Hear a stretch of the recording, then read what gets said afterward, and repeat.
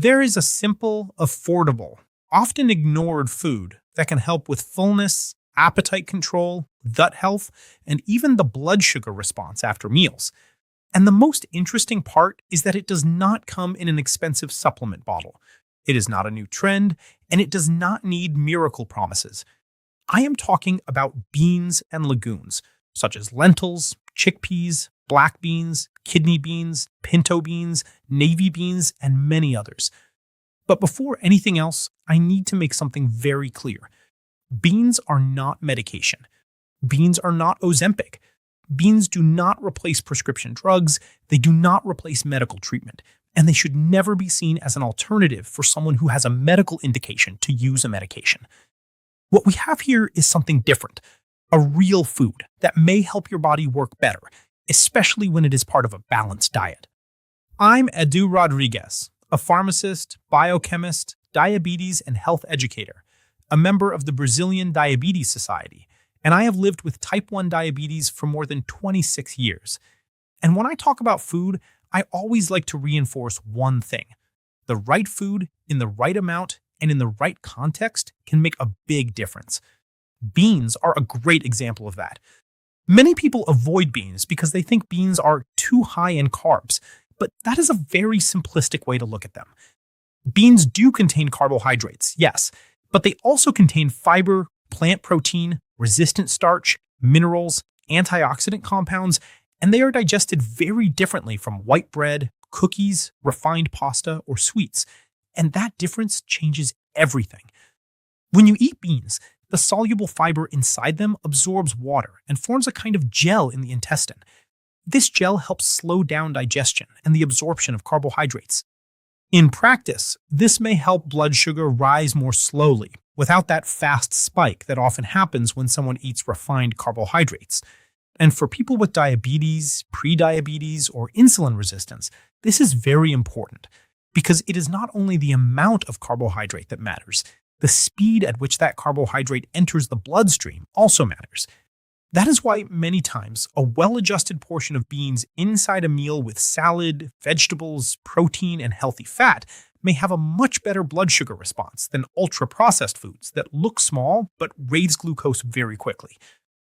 Another powerful point about beans is fullness. You know that hunger that comes back shortly after eating? That urge to snack on sweets, bread, cookies, or something all the time? Many times this happens because the meal was low in fiber and protein. It may fill the stomach for a few minutes, but it does not truly sustain you. Beans help because they combine fiber and plant protein. This combination slows digestion, prolongs the feeling of satisfaction, and may reduce the desire to eat between meals. And here comes a very interesting part. When the fiber and resistant starch from beans reach the large intestine, they become food for beneficial bacteria in the gut microbiome. These bacteria ferment those fibers and produce compounds called short-chain fatty acids. One of them is butyrate, which is very important for the health of the intestinal lining. These compounds may help with the communication between the gut, metabolism, inflammation, insulin sensitivity, and even satiety signals. The intestine is not just a tube where food passes through. It communicates with the brain, the immune system, hormones, and metabolism. And a diet rich in real fiber, like the fiber found in beans, helps feed this communication in a healthier way. This is also why people talk so much about satiety hormones, such as GLP-1. Some modern medications act precisely on this pathway, helping increase satiety, reduce hunger, and improve metabolic control. But the body also naturally produces satiety signals, and food can influence this system. This does not mean beans do the same thing as a medication. They do not. But it does mean that a diet rich in fiber, adequate protein, and real food may help the body release natural satiety signals more efficiently. And this is very different from living on a diet based on white flour, sugar, juices, cookies, chips, and meals with almost no fiber. Beans may also help with cholesterol. Soluble fiber can bind to part of the bile acids in the intestine, helping the body eliminate them. Since the body uses cholesterol to produce more bile, this process may contribute to a better cholesterol profile when combined with a healthy eating routine. Besides that, beans and legumes usually provide potassium, magnesium, iron, folate, and other important nutrients. But of course, we need to talk about the practical side. How much should you eat? For many people, something between half a cup and 1 cup of cooked beans may be an interesting amount within a meal. But this depends on your goal, your blood sugar, your medication, your physical activity level, the rest of the plate, and your individual response. People with diabetes need to observe their blood sugar. For one person, half a cup may work very well. For another, it may need to be reduced. For another, it may fit better at lunch than at dinner. There is no perfect rule for everyone. The secret is to test intelligently.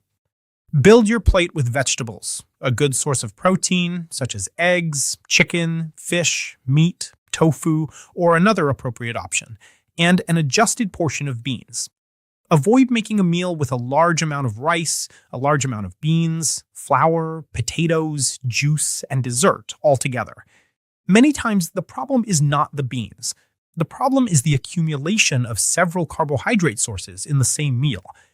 A simple strategy is to replace part of the rice with beans, instead of just adding beans on top of a plate that is already full of carbohydrates. For example, instead of a lot of rice and very little beans, you can use more salad, protein, vegetables, and a controlled portion of beans. For some people, this brings more fullness and a better blood sugar response. Now, if you are not used to eating beans, go slowly. Do not start with a huge plate. Start with 2 or 3 tablespoons and increase gradually over the weeks. This helps your intestine adapt. Because fermentable fibers can cause gas, bloating, and discomfort at first, especially in people with a more sensitive gut. Another important tip is to soak beans before cooking and discard the soaking water. This may help reduce part of the compounds that favor gas and may improve tolerance for some people. If you use canned beans, choose lower sodium versions and rinse them well under running water before eating. And one thing needs to be clear. Healthy beans are not beans loaded with sausage, bacon, fatty meats, and too much oil. The preparation changes everything.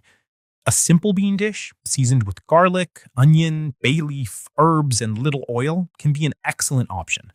But beans cooked with lots of fat and processed meats can turn an excellent food into a heavy meal. Lentils are also great. Chickpeas can become a salad or hummus. Black beans can be used in simple dishes. Pinto beans, kidney beans, peas, and other legumes can also be part of your routine. The important thing is to understand that these foods do not need to be seen as villains. For those who want to lose weight, beans do not cause weight loss by magic. They do not burn fat on their own, but they can help with something essential: eating better, feeling more satisfied, reducing snacking, controlling hunger, and making it easier to eat fewer calories without so much suffering. And that is much more sustainable than trying to live hungry all the time. The best eating plan is not the one you can tolerate for 3 days. It is the one you can maintain for months and years. And foods like beans help because they are accessible, nutritious, versatile, and fit perfectly into real food meals. Now, some people need extra caution.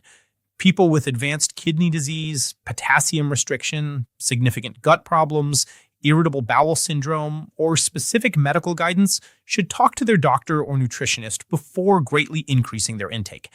And people who use insulin or diabetes medications should monitor blood sugar, because any change in food can change the body's response.